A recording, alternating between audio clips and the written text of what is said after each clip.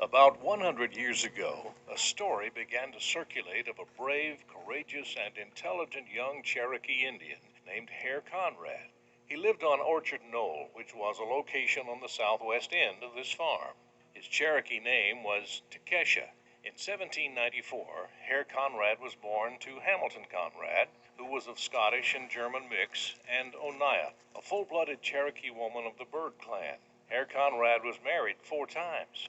He first married Catherine North, and they had 3 children. Later, he married Ollie Hare, who was the granddaughter of Nancy Ward, the beloved woman of the Cherokee. She and Ollie had 7 children. His house was in the midst of an orchard where he raised cherries, apples, pears, and peaches. Records show he had between 400 and 500 trees. In the early 1800s, he started to build this 1.5-story cabin that you are standing in, and after 4 years of construction, he and his family moved in. Mr. Lester Matthews and others who have done extensive digging and excavation at Candy's Creek, which lies due west of the front porch of this cabin, have found many Indian artifacts. Some, but not all artifacts, were Cherokee, from tribes who have lived here perhaps thousands and thousands of years ago.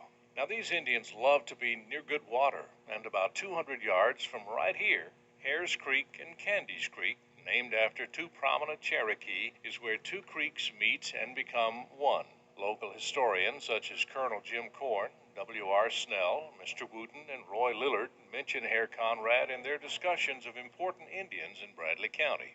Mr. Jim Baker, who was the 5th great-grandson of Hare Conrad and who owns the Baker Publishing Company of Oklahoma City, Oklahoma, has furnished us with notes from the libraries from the university, Norman, Oklahoma, and even London, England, about Conrad. At times, his name was spelled H-A-R-E, like the rabbit, and sometimes H-A-R-R, like the hair on your head. Mr. Baker has visited this cabin many times, as has several other descendants of Hare Conrad. According to Harvard University notes, Conrad and 2 other men petitioned the General Council to establish a local school at Mousetown in 1823 for Indian children. Several of Conrad's children attended classes there. The papers of Colonel John Ross show that Hare Conrad served as an ambassador under Ross's direction to try to make peace between the United States government and the Seminole Indians in Florida.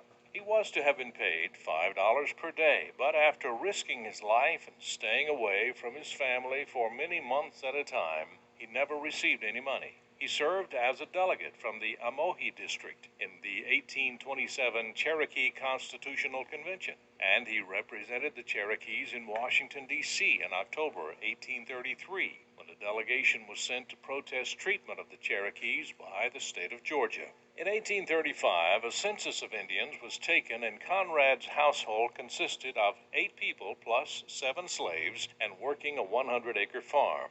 At the time of the Cherokee removal to Oklahoma, federal white men of the area petitioned some of the Cherokee of Bradley and surrounding areas to be allowed to stay, but this was denied. Hare Conrad, along with other prominent Cherokee like John Ross, Jack Walker, and Joe Vann, and countless others, were told to leave this land. Now, when you look at our beautiful Tennessee, you must share the burden of pain they must have carried. Conrad led the first removal detachment under Chief John Ross, consisting of a little over 700 Cherokees, traveling in 36 wagons, departing from Tennessee on August 23, 1838. The trip was long, hard, and sad, and many died along the way. The government allotted 10 cents per day to feed each Indian, and 43 cents per day to feed each horse. Because of fatigue and illness contracted on the Trail of Tears, Hare Conrad died.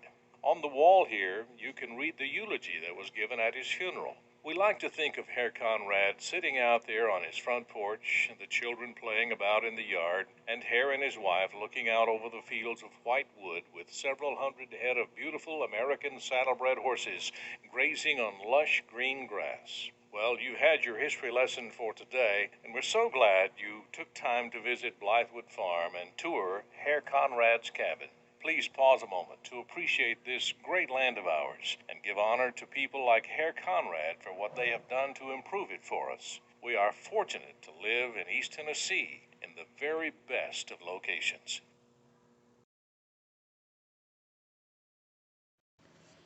Hare Conrad Cabin is the oldest residential structure in Bradley County, Tennessee.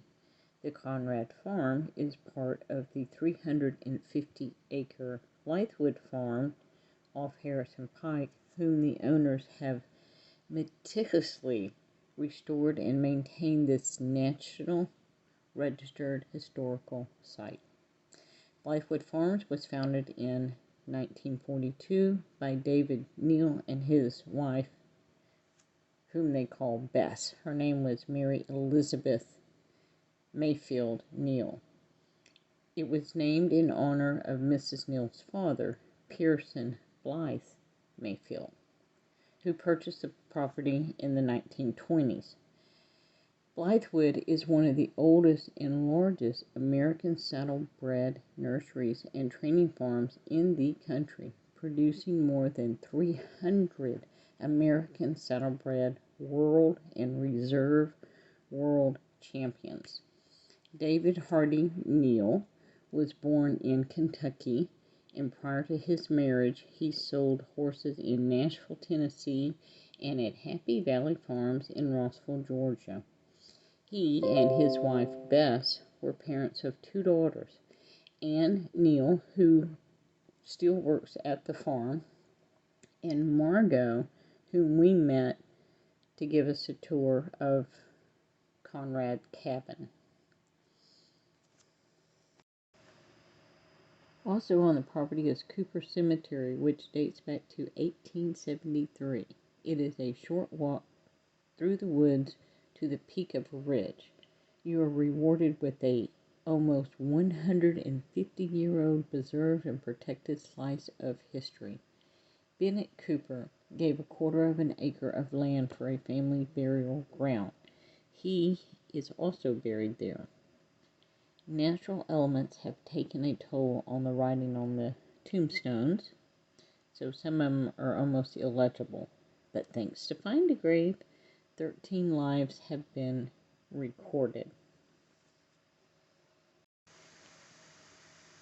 To conclude, I would like to express my gratitude. I am forever indebted to Margot Everhart for the pleasure of her sweet, generous nature and for giving me permission to post the Dan Howe narrative on the Hare Conrad Cabin.